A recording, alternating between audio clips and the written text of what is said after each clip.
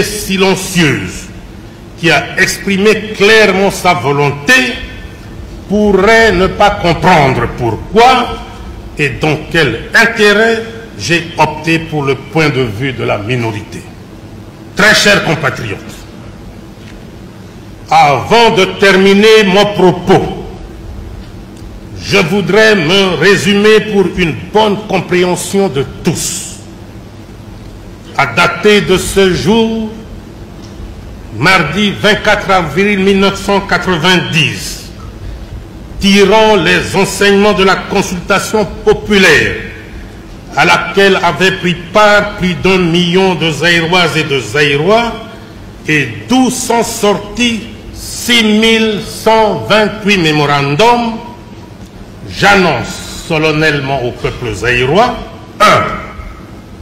L'introduction du multipartisme à 3 au Zaïre, l'abolition de l'institutionnalisation du mouvement populaire de la Révolution avec comme conséquence la suppression de son rôle dirigeant, la séparation nette entre le parti et l'État, la réhabilitation des 3 pouvoirs traditionnels, à savoir le législatif, l'exécutif et le judiciaire, comme les seuls organes constitutionnels.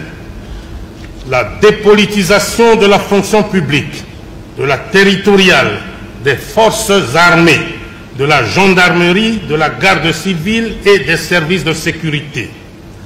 L'instauration d'un pluralisme syndical. 2. La désignation d'un premier commissaire d'État. 2. La désignation d'un premier commissaire d'État ou premier ministre, si vous voulez, suivi de la formation d'un gouvernement de transition. 3. La révision de l'actuelle Constitution en vue de l'adapter à la période de transition qui s'instaure. 4. La mise sur pied d'une commission chargée d'élaborer la Constitution de la 3e République, Constitution qui sera sanctionnée par un référendum populaire. 5. L'élaboration enfin d'un projet de loi devant régir les partis politiques dans notre pays et organiser leur financement. Très chers compatriotes, ce mardi 24 avril 1990, une page nouvelle de l'histoire politique de notre pays vient de s'ouvrir et je me permets de nourrir des grandes espérances sur l'avenir de nos institutions, prémisse de tout progrès. Quelles que soient les lacunes inhérentes à toute œuvre humaine, nous devons reconnaître que grâce à l'idéal qui nous a toujours animés dès l'aube du 24 novembre 1965, nous avons la paix, l'unité nationale, l'intégrité du territoire et la fierté de nous sentir partout zaïrois. Voilà le nouveau visage du Zaïre. Voilà le Zaïre de la 3e République qui prend naissance aujourd'hui et que nous voulons grand et prospère.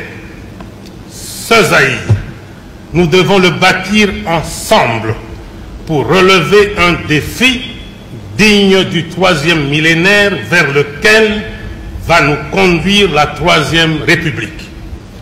Si 2 désirs font une volonté, comme le disait un grand penseur britannique, George Meredith, pour ne pas le citer, je me demande quant à moi ce que peuvent faire 2 volontés unies, la vôtre et la mienne. 2 volontés qui s'inscrivent dans le cadre d'un nouveau pacte que nous signons aujourd'hui, vous et moi, pour la construction d'un nouveau Zaïre.